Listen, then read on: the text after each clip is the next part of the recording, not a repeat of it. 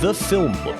Film emulation, film grain, halation, LUT, bloom, Instagram filters, color grading. We love film. We love the look of film, and we spend a lot of time making digital footage look like it was shot on film. Or at least I do, because I really like that look, and I think a lot of other people who make things with cameras do as well. But that got me thinking, I've never actually used a film photo as reference for a color grade.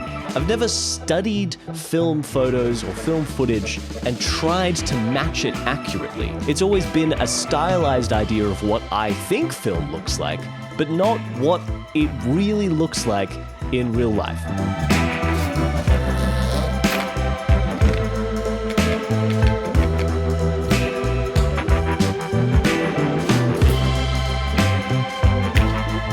So I bought some Kodak Gold 200, I got my Sony FX30 and a couple of friends, and we spent a day capturing some test footage and some film photos, all shot in the same location, same lighting, same subject, same everything, so that I could use those photos as a reference to build what hopefully will be a more authentic, realistic, accurate film grade that I then can use across all of my projects, and hopefully we'll learn something cool. Oh, that looks nice. That looks nice. If you're only here for the color grading portion of this video, then you can skip to this timestamp right here, this one. You see it. But if you're happy to stick around until then, let the adventure begin. Would you be interested in a new deal?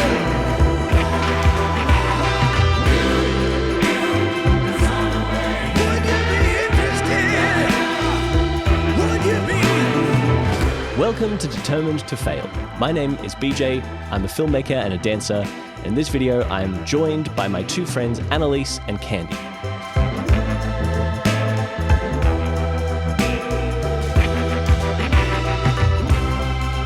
Would you be interested in a new deal?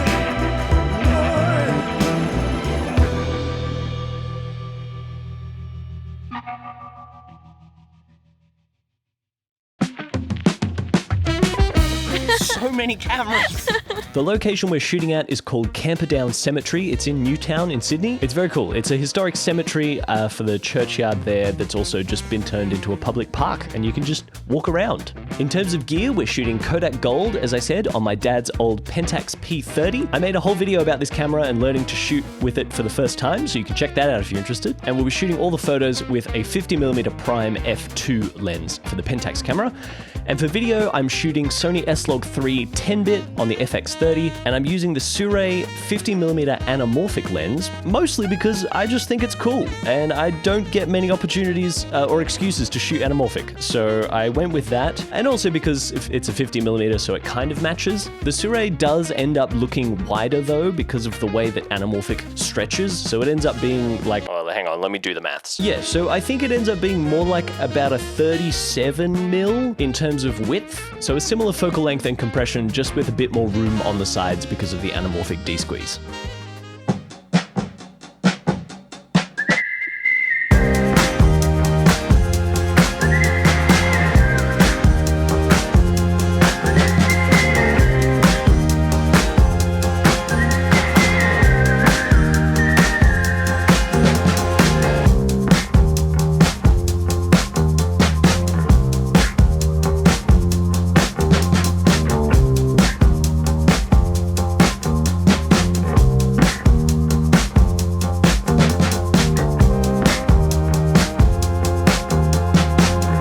I hate bugs because I don't know what I'm talking about. So BJ is just the worst person on this earth and can't even comprehend, like, why am I here really? But yeah, anyways, don't you just love bugs? Grave robbery speedrun. I'm actually so like 90% sold. On this? Yeah, I really want one. Okay, it's hear me out, $1,000. Yeah, I saw, yeah. But to me that's like an iPhone is $2,000. Like attached to it? Yeah, pretty much what they did, it's the camera gimbal from their drones. And they were like, why don't we just put it on a handle that human people could use? And then they did. and it was really good. You know what I mean? I love it. Give me 3 of them. Deja vu, I just been in this place before. Higher on the street, and I know it's my time to go. So we're here in Newtown Cemetery, determined to fail. How do they catch me vlogging every single time? Ah, typical BJ never listens to it.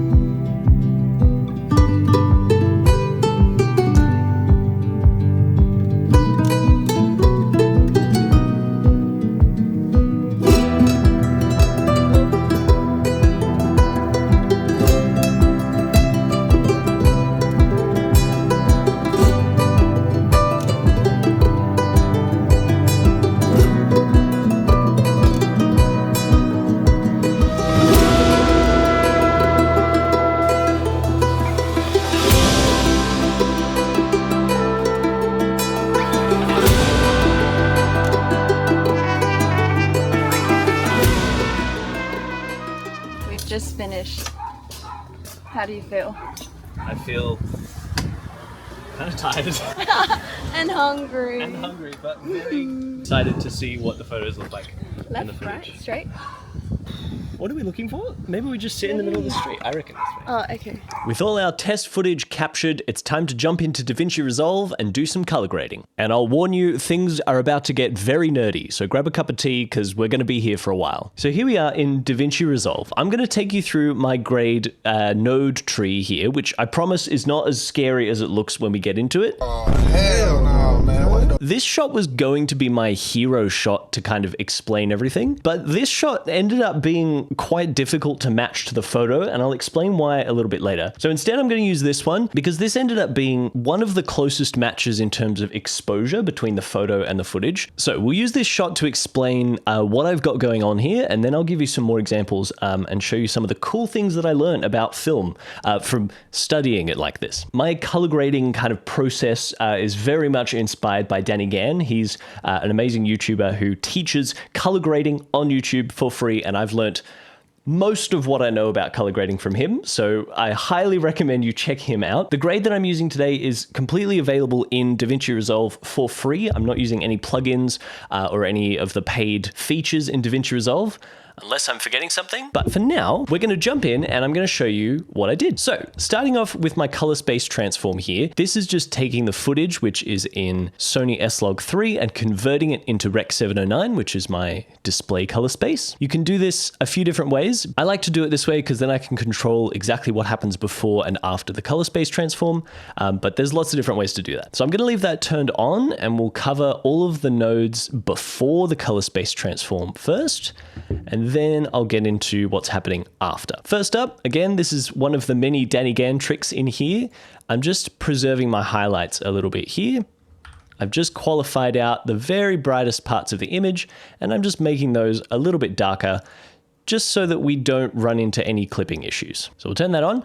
Next, I've got my primaries, which is where I'm doing all of my exposure corrections on the curves here. I'm using these editable splines to give me these nice little levers that you can use to make a nice soft curve. I find that very helpful, and this is where I like to do all of my exposure and contrast. I've also got some temperature and tint controls in here, and if I needed to adjust the exposure of the overall image, I would do that here as well. Then we have our subtractive saturation node, which is a very, very cool trick. It's kind of like a hack for DaVinci Resolve. I won't go into details about how this works because it's very complicated and very cool, and I don't really understand how it works either in terms of in the software. I just know how to replicate the effect. Generally, when you're trying to add saturation to an image in a digital program, you're adding value to the red, blue, and green parts of that image, which kind of makes it brighter. So for example, if we wanted the leaves here to be more green,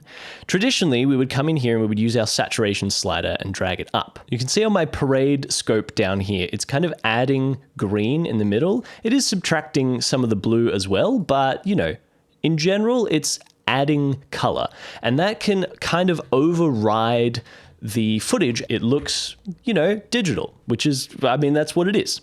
So instead, I actually reduce my saturation here, and then I use this trick to create a parallel node, which adds subtractive saturation. So using this method to make the greens more saturated, instead of turning up the green, it turns down the red and the blue in the image. You can see as I do that, this blue is just being reduced, but the green is staying exactly where it is. The result is a much more dense saturation that looks a lot more like film. If you want to learn any more about that, I am not the person to teach you. Just search up subtractive saturation for DaVinci Resolve and you'll be able to find out how to do that. So this saturation node is just a second part of my primaries, really.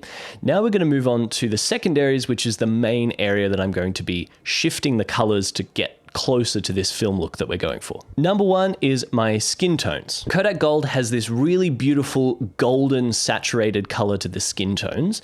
So over here, I qualified my skin tones. So if I Shift H, you can see I've pretty much only selected the skin and the other parts of the image that are the same color, which means this node is only affecting those parts of the image. You don't have to do that. It's kind of an unnecessary step, but I find it helpful. It just means that these adjustments aren't going to spill over to any unwanted areas of the image, which can be helpful. And then in my custom curves, I'm using hue versus hue just to take the reds and oranges of the skin and shift it slightly more towards green. You see if I go down here, she looks like an alien.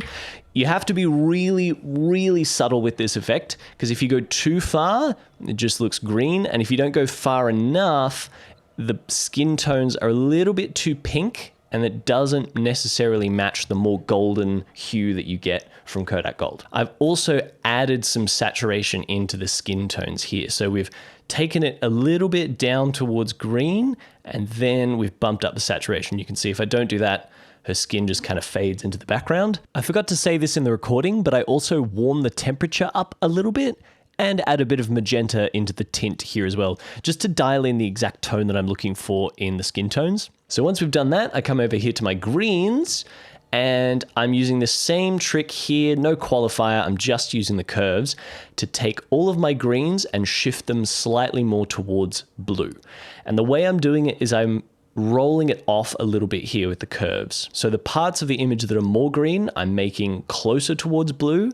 And then these areas here where it's kind of on that border between yellow and green, that's where I start to roll it off. Because if we have a look at our film photo here again, you can see these deeper greens are really quite blue, and then these lighter greens, the more yellow colors, are a little bit more preserved. So that's kind of the way I'm doing that. So that's kind of what I'm trying to emulate here with the curves. And then I'm also bringing the saturation of all of the greens right down. You can see if I don't do this, everything is super bright and vibrant, and that really doesn't match what our film photo looks like. So those two steps are the main thing to kind of create this look. It's the golden saturated skin tones and then the muted and slightly bluish greens. It's almost a little bit like a teal and orange, but it's more like yellow and green rather than teal and orange. It's kind of that look, but shifted over a little bit. And I should mention as well, these are all parallel nodes, which means the effects are happening all at once. So this one is not then also affecting the image that this node is creating. They're all working off the image that comes out of my primaries, and then they all feed in together to the color space transform. It's just a helpful way to make sure that we're not affecting things previously in the image that then change what we're doing. This one here is just a blank node that will come into use a little bit later, but I didn't need it for this one. And then finally, I'm adding a little bit of a split tone curve. This is something I only very recently learned about. So the way split toning works, it's actually quite simple. We have our curves down here, but I've unlocked the red, green, and blue channels so that I can individually manipulate the way the color works. All I've done in the shadows part of my image here, I've just reduced the red a little bit, just to make our shadows a little bit more of that sort of teal color right in the blacks here. I've also added a little bit of blue just for the same effect. I find it a lot easier to fine tune this as opposed to doing it in here, like in the wheels. Maybe there's some setting wrong with my DaVinci Resolve, but when I move this even just a tiny little bit, I feel like my entire image gets affected like way too much. Like this is 0.02 of a shift and it's already made the whole image purple. So split toning is a bit nicer way to do it and you just get a little bit more control. So that's that. This is a very subtle effect here, but it's just adding a little bit of a cool effect to these shadows down here. Next up is our color space transform. We've already talked about that. Then I have a global node, which at the moment isn't doing anything, but it just means that I can change my color temperature or tint of the overall image without affecting my qualifiers here, because once I've selected these qualifiers and I know exactly what parts of the image are being affected, if I then get to the end of the chain and decide that I want the whole thing to be a little bit brighter or darker, if I change it back here, that's going to affect everything down the line, and now my skin tones aren't selected anymore because they're a different color. So for that reason, it's just helpful to have another global node back down the line to make any of those final adjustments. This really should be before the color space transform. So if you're following along at home, you can swap those around, but for whatever reason, I didn't do that here. Next up, I have a bleach bypass. This is doing a lot of the heavy lifting for this look as well. This is a method that I learned from Danny Gann. Basically, all it does is it reduces the saturation and the luminosity or the brightness of the shadows. So anything that's in the shadows is going to become a little bit more desaturated and a little bit darker. I've got this turned up in my output key here all the way to 0.4, which is a lot more than I normally would do. Normally, I'd probably leave it down at like 2 or something. But something that I noticed multiple times in the grading process is the Sony camera is too good. There's too much dynamic range in this camera, and the highlights are not bright enough and the shadows are not dark enough. So to match film, I had to really crank my contrast and reduce a lot of that dynamic range. And so my bleach bypass is doing a lot of that for me here in a nice, subtle, filmic looking way without having to do it in my curves here. This is a compound node and it's built out of a few components. If you want to know how to do a bleach bypass, just look it up. It's super simple. I'm not going to go through it now. Next up, we have another little secret sauce thing. I do this on all of my grades, and it's particularly helpful on this one because we are going for a film look. This is a Kodak LUT. This is the Kodak 2383 LUT. This is built into DaVinci Resolve. All this is, if you create a new node, in fact, I'll do it right now. You right click on a new node, you go down to LUT, and it has a whole bunch of different stuff here. And if you go into film looks, there are a whole bunch of Kodak LUTs in here that you can use. I use this one, Rec 709 Kodak 2383 D60. I think this is like a white balance thing. I haven't really looked into it. I just use the middle one and Rec 709 because this is after my CST.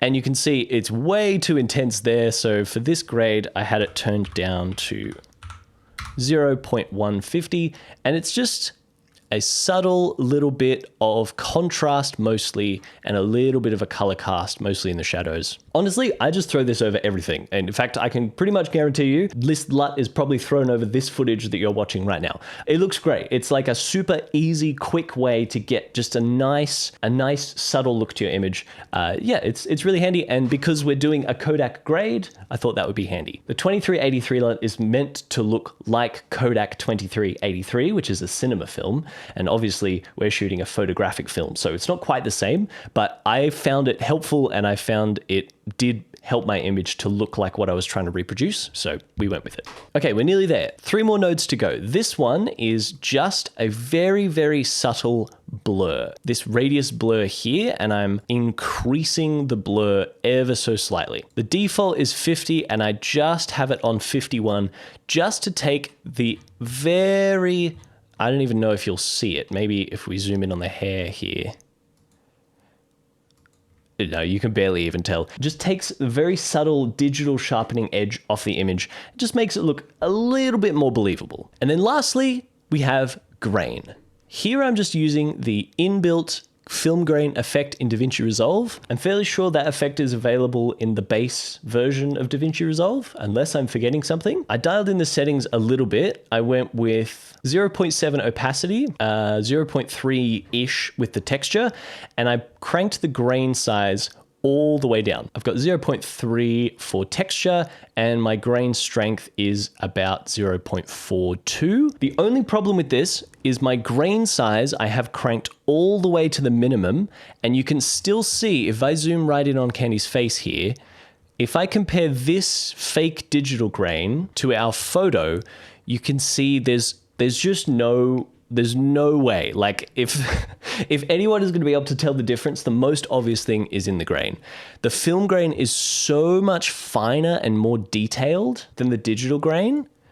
You can see, like, even with the smallest setting here, the digital grain is still like double the size of the realistic grain here. So that's just a limitation with the plugin that I'm using, and also because it's 4K footage. If this was 1080p, it'd probably be easier because the grain would be smaller compared to the individual pixels in the image, if that makes sense. So I haven't looked into finding other grain plugins or maybe even just an overlay image. I could definitely do that. It definitely surprised me how subtle and how fine the grain in the Kodak film was. I'm used to a much crunchier, much more obvious film grain, but when you compare it side to side, the grain in the film is actually really quite minimal. For example, this is a video that you probably saw in the intro. This is a video I made for a client last year, and I went really intense on the film grain here. You can see if I play it back, it is super obvious and crunchy. In this case, I did that because this was a video for social media. I was worried if my film grain was too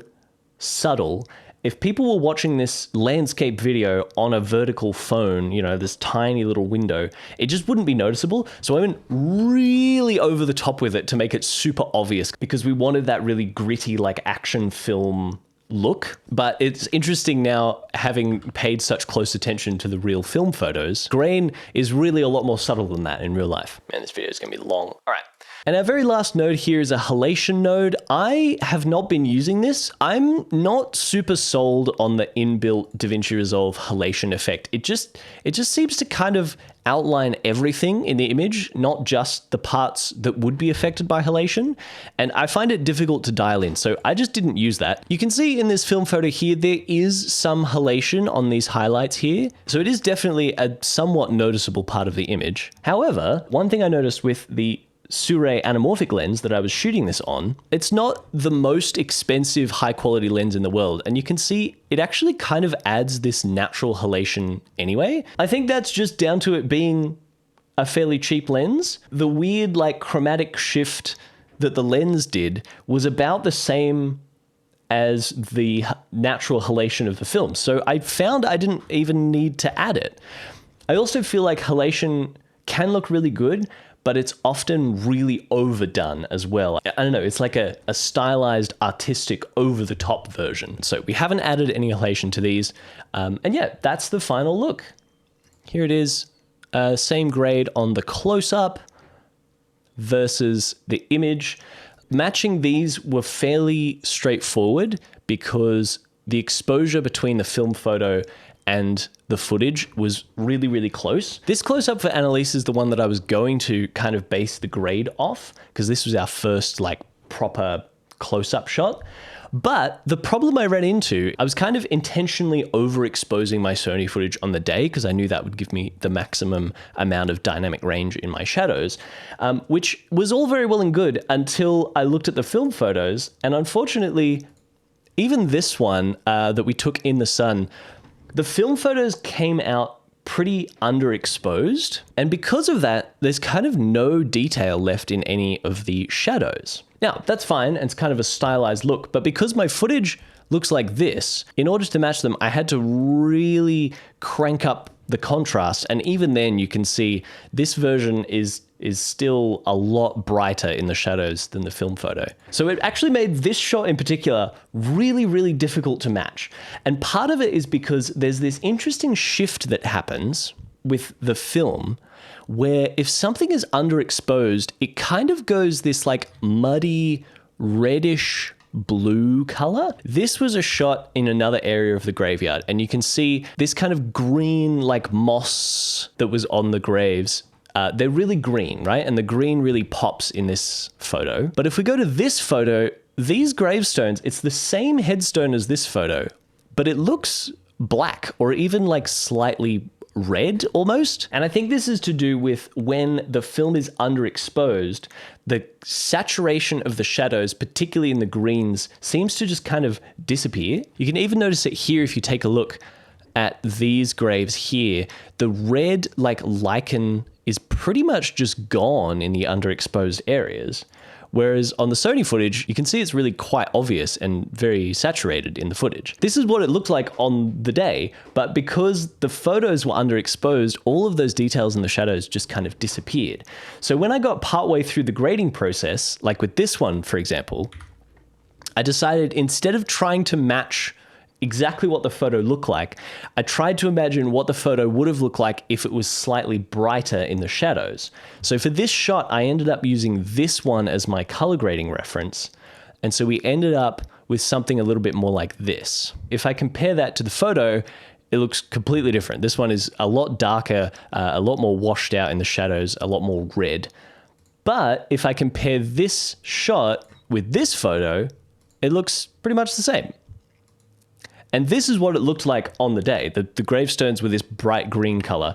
So that was kind of interesting and fascinating to learn. So as I was going through with the grading, I kind of stopped trying to match everything perfectly rather than, trying to imagine the details that weren't there. Here's another example. Actually, this is a photo of me and Candy in the tree versus this one. The shadows are much more natural looking here, but in this photo, because it's underexposed, they're kind of this bluish purple color. So that was really helpful to know. One, when shooting photos, I need to bring my exposure up quite a lot of the time. And two, the film reacts differently to different lighting states. At the risk of making this video way too long, I'm just going to mention a couple more interesting things that I discovered, and then we'll wrap everything up. Here we've got some footage of these mopeds that I found. This is the film photo, and here is the grade. This is where I had to use the color warper, because if I turn this off, you can see this red is much more red in real life, versus the film photo kind of shifts it way over towards orange.